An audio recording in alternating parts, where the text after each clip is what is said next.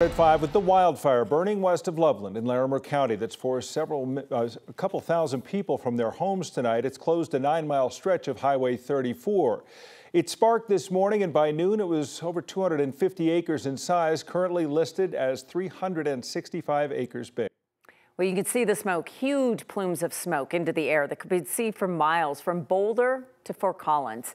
And you can see this from our Bow Mountain camera right there. We know evacuation notices were sent to 2,600 phones. We don't know how many homes that is. We also know there's no containment. Thanks for joining us. I'm Kim Christensen. And I'm Tom Green. We've mentioned the fire west of Loveland. It's only a few miles west of town. It sits just to the north of Highway 34.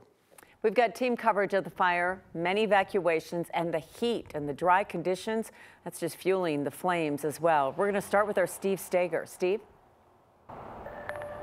Kim, we're looking at the same vantage point we had throughout the afternoon right here at Highway 34 and County Road 29, where that roadblock starts. And the fire that looked smaller about 2 hours ago has just kind of expanded along the ridgeline. And just within the last 15-20 minutes, we've seen a lot of active fire just up there to the north along the ridge as this fire continues to kind of crawl through timber, brush, a little bit of dry grasses up there.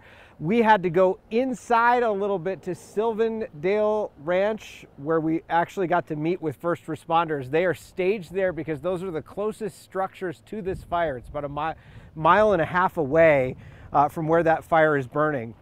We were able to see the kind of presence they have there, ready to go in and act in case something happens, because for now this firefight is mostly in the air. We're told by the Larimer County Sheriff they have about 10 aircraft that are battling this fire right now, helicopters and planes that are dropping retardant. It is a massive firefight in a time when there aren't a lot of resources available with all the fires burning across the country. The fire burned through there pretty clean and took out all the trees, so it was burning pretty hot, pretty intense, and that's why we didn't put anybody on it initially, and that's why we focused on the homes, just because of the fire behavior we're experiencing. It's not something that we want to put crews up into till it dies down a little bit. You mentioned the 2,600 contacts. Those are people who opted into an emergency alert who are in that area. Now, those are only contacts. And I asked if they have a way to know how many people are in that actual evacuation zone. What's the population? They said that that's something they're working on right now, because they have to put that number together as they're going to try to get some more resources in from other agencies around the country to try to fight this fire. But as of now, all we know is that 2,600 phones received that message. You think about if you live up in this area, you want any warning you could possibly get. There are likely a few homes that have multiple phones signed up for this service. So they're going to work throughout the night. They'll have crews here to kind of monitor. They're going to protect the structures that are around the outside.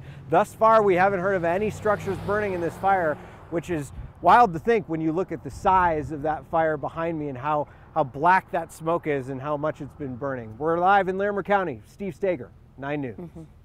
Thank you, Steve. So when you talk about those 2,600 contacts, the red area you see here is the evacuation map for mandatory evacuations.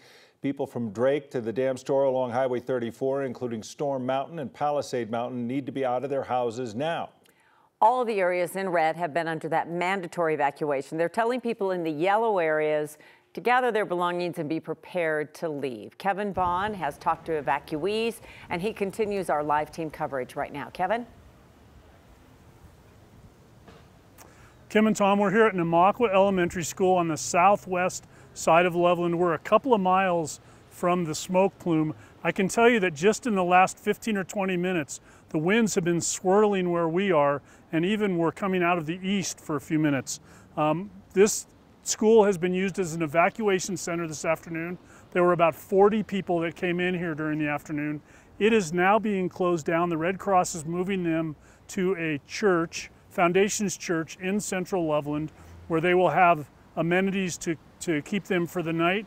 We asked the Red Cross if they had any sense of how many people might need shelter tonight or need services. They don't know, but they said whatever the number ends up being, they'll meet their needs. We met here this afternoon with a woman named Ashley Bernal. She lives up near the fire. She packed up to leave, and she talked to us a little bit about the progression of the fire and their effort of her and her family to get out.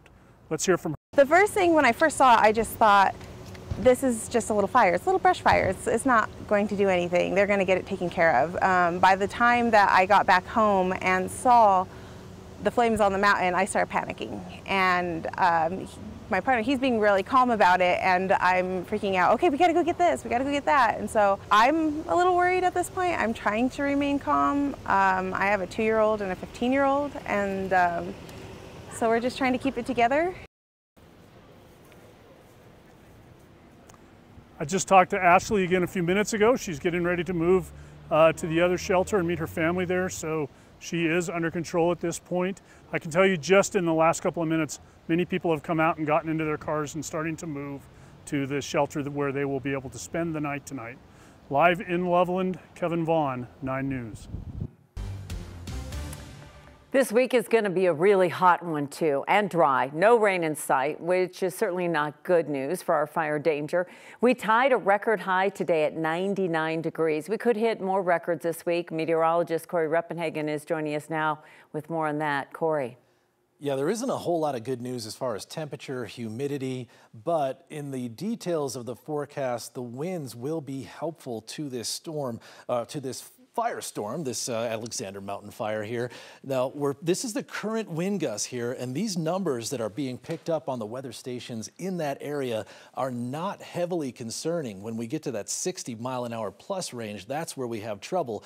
But these winds will at least allow the fire to move slowly and allow the firefighters to use that aerial aviation assault to help fight that fire. There will be some containment lines helpfully built tomorrow. Now, here is the current temperatures. This is going to be a problem going through the rest of the evening and to the night as far as this firefight. Still 98 in Denver, still 94 up in Loveland, so the temperatures will remain hot even through the evening hours, and these relative humidities here are very concerning, in the single digits and the teens still at this time of night. And another concerning problem here, here's Futurecast showing you all the precipitation we're going to get tomorrow, which is absolutely none in the state of Colorado. That's going to be tough for us. So we'll talk about a heat advisory that's coming our way for tomorrow. No relief in sight. This is going to be a long spell of hot, dry weather, and the fire danger will remain high for several more days. I'll talk about all that coming up in the forecast. A woman and a girl were found dead inside an apartment in East Denver this morning. Police are investigating as a double homicide, and so far they haven't arrested anyone. 9 News reporter Jaleesa Rosari caught up with the neighbor who got a glimpse into the investigation. Some may see Central Park as a quiet neighborhood. Monday morning's crime scene changed that. It's really sad. For Stephen Hathaway. So close, way too close to home. And then I saw the 2 kind of unmarked detective cars pull up, and that's when I kind of realized, oh, this is something serious. Just before 7 a.m., Denver police responded to an apartment near Syracuse and 33rd. They found a woman and a girl dead. Police say the victims had blunt force trauma injuries.